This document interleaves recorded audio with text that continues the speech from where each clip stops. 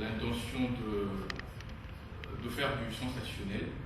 Je voudrais tout simplement avoir un éclaircissement sur deux petites préoccupations.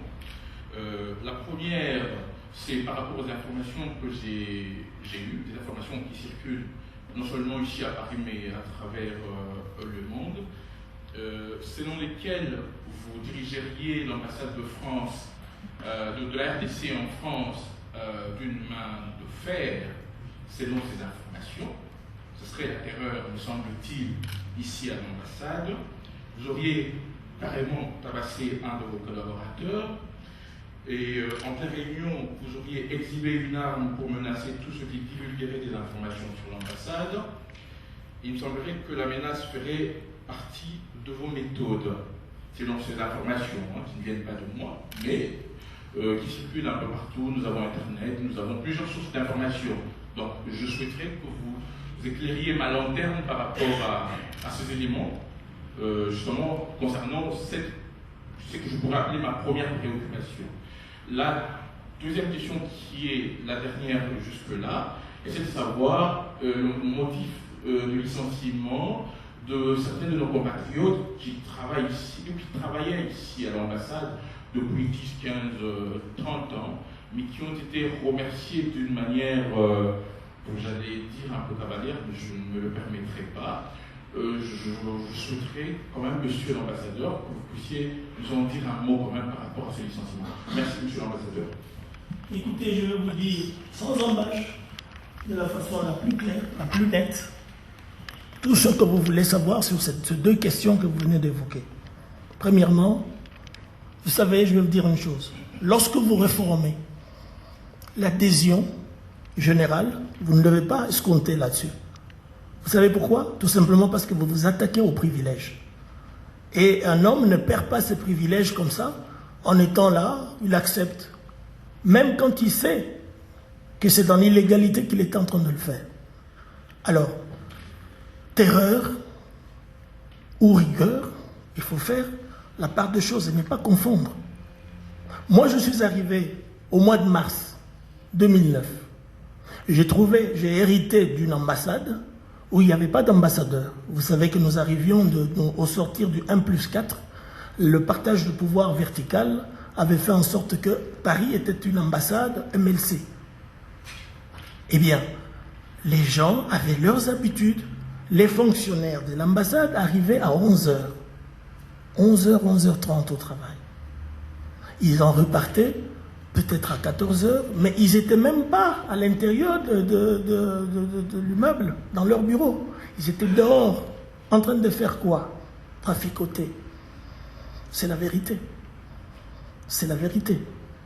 Bon, puisque vous dites, on les a licenciés, je vais vous dire, je vais relever quelque chose qui est simple. Vous savez, la diplomatie, elle est complexe, mais elle a des règles très rigoureuses. Il y a trois catégories de salariés dans une chancellerie comme celle-ci. Il y a le chef de mission diplomatique, qui est l'ambassadeur. Il est nommé par le président de la République. Il y a les diplomates qui sont là, qui sont nommés par le ministre des Affaires étrangères. Le premier, son mandat varie entre 3 et 4 ans. Mais ce n'est pas mathématique. Les autres ont un mandat défini.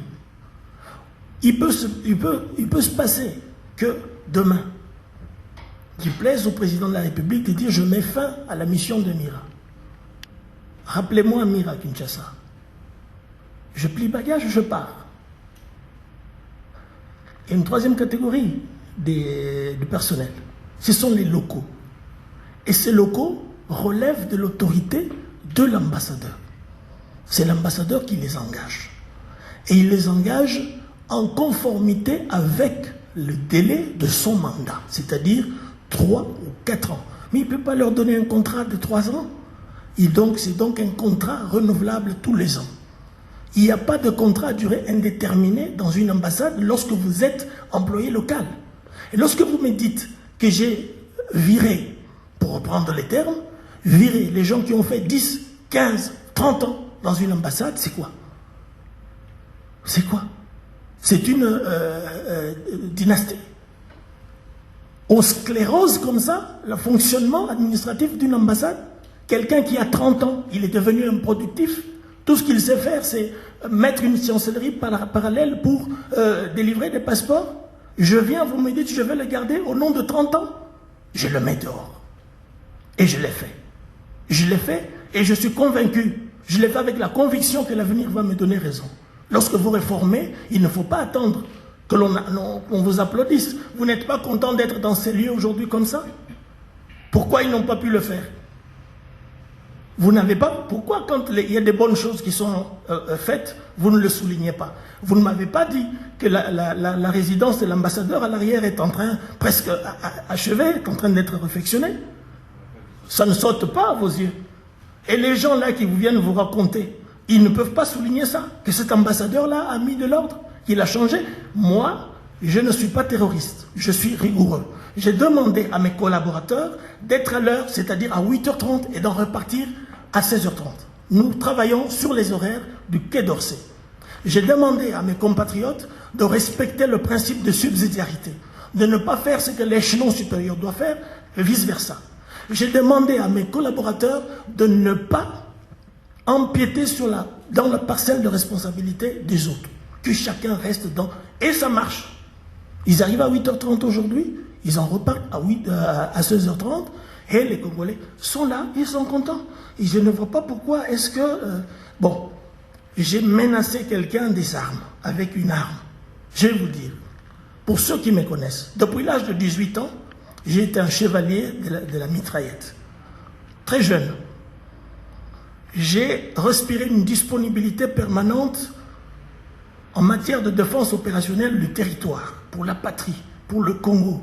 Je porte des cicatrices sur mon corps. J'ai été partout où mon pays était engagé, sur le front. J'étais en Angola, j'ai fait la guerre Chaba 1, j'ai fait la guerre Chaba 2, j'ai fait le Nord-Est, j'ai fait des expéditions à l'extérieur. Je n'ai pas été un bureaucratique assis en train de... Non, j'étais un homme de terrain.